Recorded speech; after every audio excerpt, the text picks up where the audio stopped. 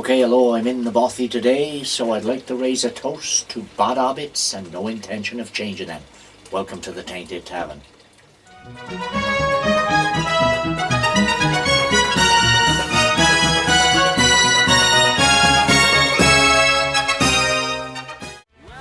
to the Tainted Tavern. Come sit inside with me.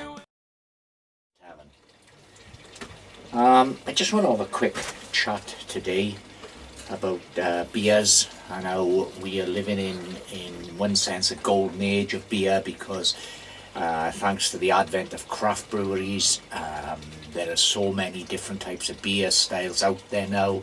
I mean, when I was growing up, the porter, for instance, was a style of beer that had been long forgotten, and I never heard of a porter until recent years, perhaps the last 15 to 20 years, when porters have started to be brought back.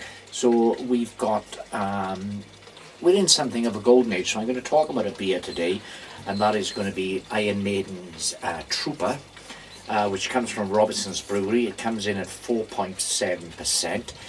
So it's a beer basically which is branded with the Iron Maiden design, and you've got Eddie here dressed in his British uniform, based on the Eddie used for the song The Trooper, which was on Peace of Mind. The song The Trooper was in itself based on Tennyson's Charge of the Light Brigade, and there have been many beers that have been influenced, or rather branded with bands. I mean, Status Quo had Pile Driver, Motorhead had Road Crew, but for the most part these beers have been disappointing, and it's just, you know, it's a good marketing move. They stick a well-known rock band on the label and sell this substandard beer. But the Iron Maiden Trooper is an interesting beer, and we'll be talking about that in a moment. And I'm also going to be smoking some HH Bold Kentucky. This tin is about a quarter of a tin left, and this tin was opened for the first time way back in 2015, so it's got quite a bit of age on you. In fact, to be specific, this tin was left the McBarron factory in February 2015, so there's quite a lot of age on this. Now, Dark Fired Kentucky is one of those tobaccos that if you're not prepared for it, it could put you in a coma. It's Virginia, Burley and Old Dark Fired Kentucky, with the emphasis on the Old Dark Fired. There's probably a quarter of a tin left in here, and it's been cellared, so it's aged quite well. In fact, a lovely moisture level on it now. So I'm going to pack this straight into the bowl. And what will I be smoking today?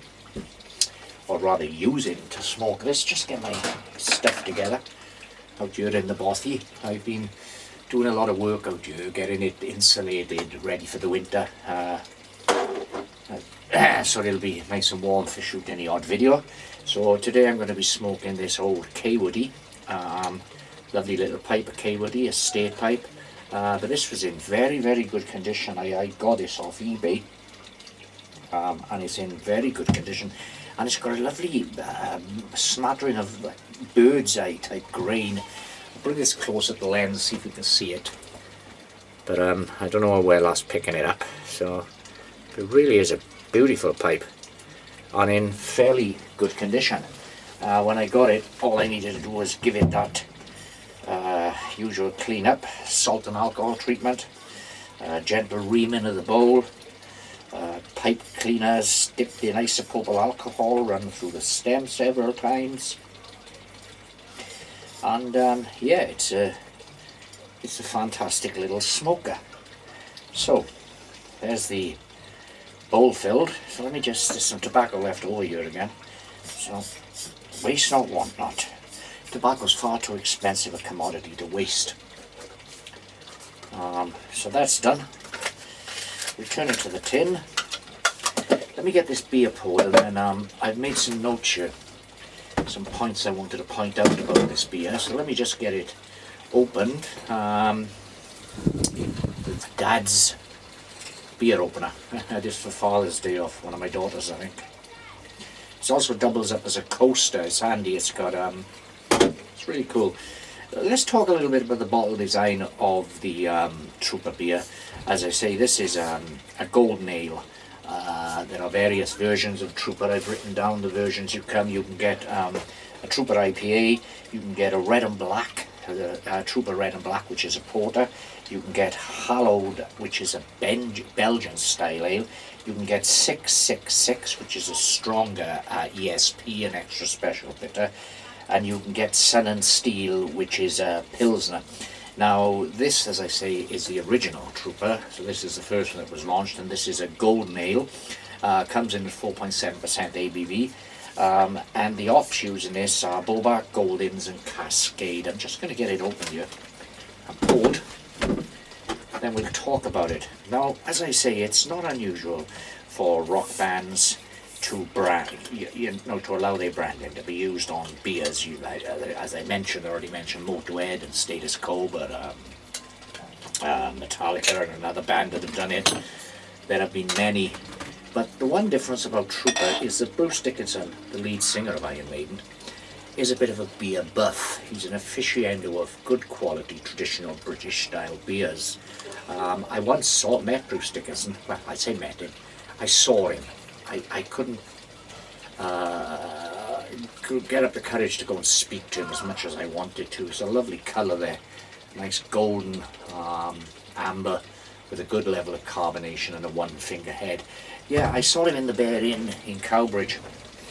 I went in, and it's a summer afternoon several years back, and I went into a cheeky afternoon pint, and out the corner of my eye I could have sworn I just saw Bruce Dickinson. I had to do a double take.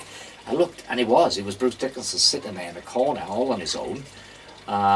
He had some paperwork he was looking through, and he was sipping a beer.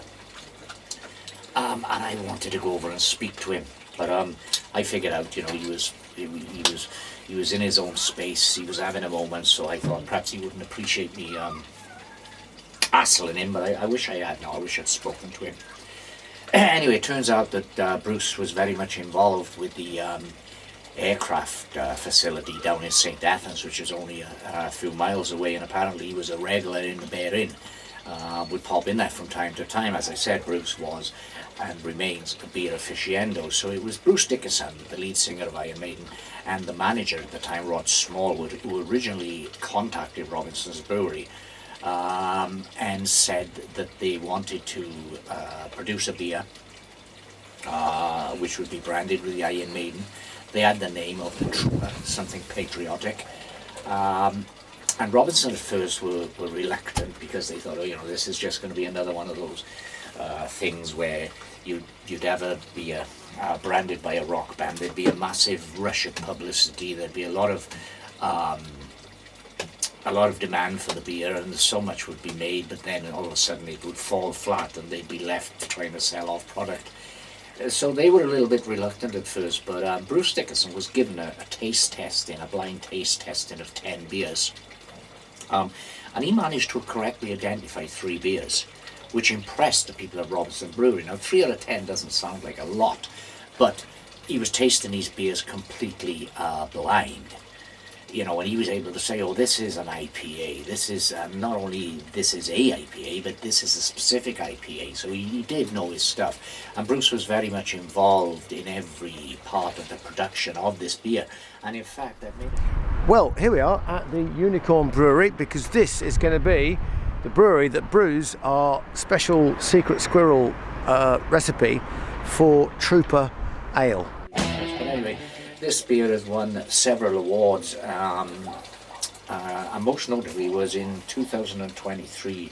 It won a BBI, that's the British Bottlers Institute, gold medal for best beer, and that was done in a blind tasting, so none of the judges knew what they were drinking, and this came out on top as a gold medal. Let's just give it a quick taste. Very crisp. It's a proper old school British, a bitter basically, under any other name. Billed as a golden ale, which it is. I do love the Iron Maiden Trooper artwork on there. You know, you can say this beer is rocking. Now, when this beer was first launched, or leading up to the launch, the buzz and the publicity created for this beer was immense, and Robinson Brewery found themselves with pre-orders of more than 300,000 bottles. They had to brew 3 times a day, 6 days a week in order to keep up with the demand. And as of May the 9th, 2013, the Trooper was selling 5 million pints a year. So that's, you know, it's been a massive success, and it is a decent beer. I mean, I admit that the branding does do something, and when I first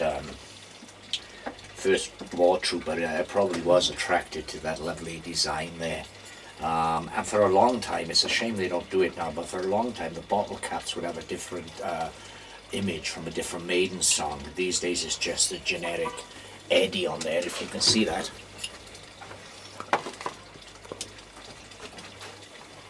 And every cap has the same, but for a long time they'd have a different design on each cap of a different Iron Maiden song, so you had Eddie in different poses. And I collected them for a long while, which kept me buying the beer. But it is a good beer. Okay, let's see what this very crisp finish on this beer. Hoppy, very hoppy.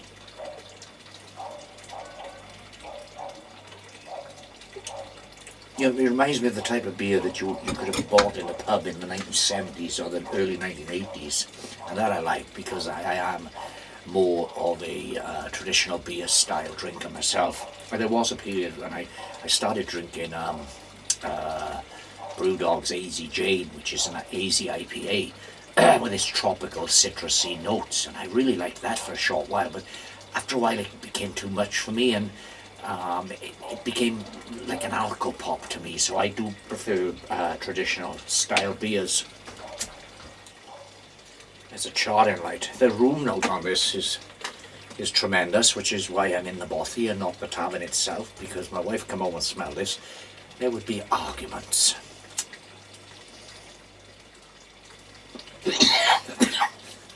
There's a lot of strength on this.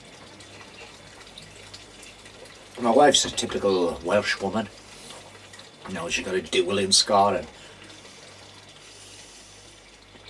I'm not sure if Old Darkfire has been discontinued rather. Some websites say it has, though it seems to still be available in certain on certain websites. I know that McLaren is now part of the Scandinavian Tobacco Group, and this was listed as one of the tobaccos that were going to be discontinued. It's a pity, because whilst this wouldn't be an all-day smoke, I think it's too strong for that. It is a nice, relaxing, meaty. We've got a lot of chocolate. There's some very good news yesterday, which I'm not sure how much I can disclose at the moment. But what I will tell you is that about a year ago I approached a big American publisher, a New York based publisher. It was an idea I had for a book, for an ongoing series that they publish, and at the time I was told that they lists were full right up to 2027, I think it was. So, you know, that was it. I didn't take any notice of it. But yesterday I was contacted by the publisher, and they liked my original pitch, and they want me to produce a book for 2028 for them.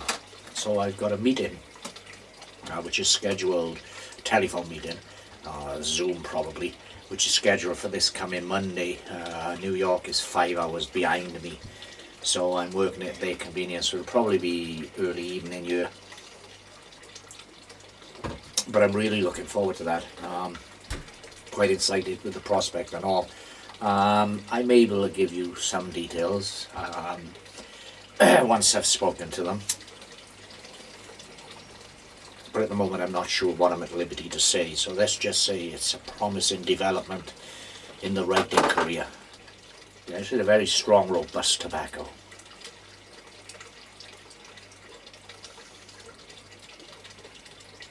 This is one of the few tobaccos where I really do get a dark chocolate vibe. A lot of tobaccos promise chocolate notes, but with this, I actually get it. And there's a nicotine kick on this. That much is fully evident. Does go well though with a traditional style beer.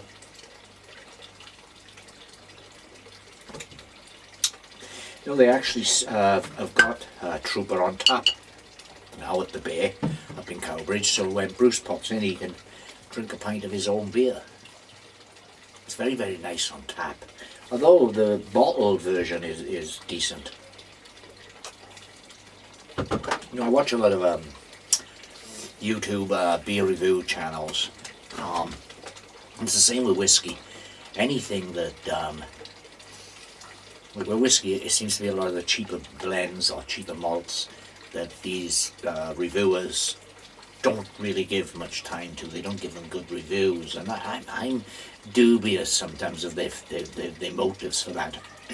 I feel that they don't want to appear, you know, they're not true whiskey experts, so they feel that cheap equates bad. And it's the same with beer. I mean, I was watching a beer review prior to doing this video because I wanted to see what other people thought of Trooper. And this guy was raging. He said, when are these beer companies going to realise, you know? And he was calling this, well, he didn't give it a very good review at all. And for what it is, it's a golden ale. It promises a traditional beer experience, and it gives you a traditional beer experience. So I don't see the problem with this. As a fan of traditional English cask beer, I thought this could actually be something really exciting. We could actually develop a proper, real, long-term beer. There it is. This is going to be what you're going to be drinking. We could put something suitably patriotic on the front of, so Trooper was just leapt out and grabbed us straight away. And then we can... It's got a substantial mouthfeel. There's a lot of body to it. You get that oaty type of caramel, mostly earthy oaty taste though, and the finish on it is good. I mean, if they want the pineapple, and then go and drink an alco pop, you know, suck on a pineapple. Tainted Tavern's doing really well at the moment. I'm getting some lovely comments in. One chap from Manchester commented the other day, said he just found my channel and been binge watching my own videos, which was really good praise. And then he praised it up and he said it also helps that you're as mad as a box of frogs. I take that as a compliment. The Tainted Tavern where the landlord is as mad as a box of frogs. I also posted a video recently called The Last Smoke, which was a prose narrative poem that I wrote 15 years ago. No, 12 years ago. And it was about a World War I veteran just facing the last smoke of his life. He was going to die and he was having his last smoke.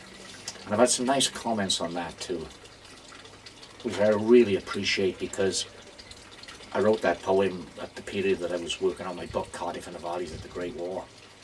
And I worked in a lot of period tobacco names of tobaccos that would have been popular during that period, and I worked that into the prose. I'm quite proud of it anyway, and I'm really pleased with the way it's been received by viewers of the Tainted Tavern. So thank you so much for that. If you haven't seen that video, then just search for The Last Smoke. 25th of August today, we're heading towards September. Autumn's just around the corner. We got a record summer this year, boiling large periods of the time, too hot in fact. So I wonder what winter we'll get. Well, I'll be nice and toasty in here in the bothy of broken dreams.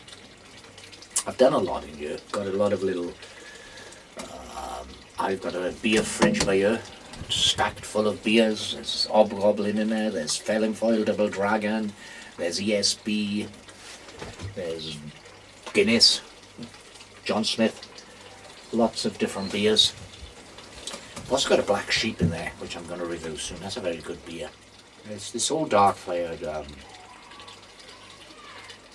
It's a very kind of dark, a proper dark chocolate, you know, where there's no sweetness. Perhaps some earthy, woodsy notes. I also like the fact that I'm smoking this in this K-Woody, which one time you would have called second hand, but these days you call pre-loved. Pre-loved sounds so much poetic than second hand, doesn't it? But means the same thing. But this was in remarkably good condition. The bowl is nice and thick. I've got another K-Woody, which I also had as an estate pipe, and it's been smoked a lot more than this one has by its previous owner. And the bowl's been over-reamed and it's really thin. Not with this one. This pipe is, you know, you could look, if I clean this pipe out now, which I'll do after I smoke this, but clean it up and give it a polish, then someone would look at this, and if they didn't know the nomenclature of what K-Woody was and when K-Woody existed, I could probably convince them that this pipe was only a month or two, you know, they've had it. You know, fairly new pipe. It's in that good condition. So anyway, that's been Trooper Golden Ale from Robinson's Brewery, 4.7%. Top marks, really good beer. HH Bowl Kentucky Vintage Tin from 2015. And a K-Woody pipe. Thanks for watching. Do the usual thing. Thumbs up, comment down below, and please subscribe. See you soon. Please come back soon.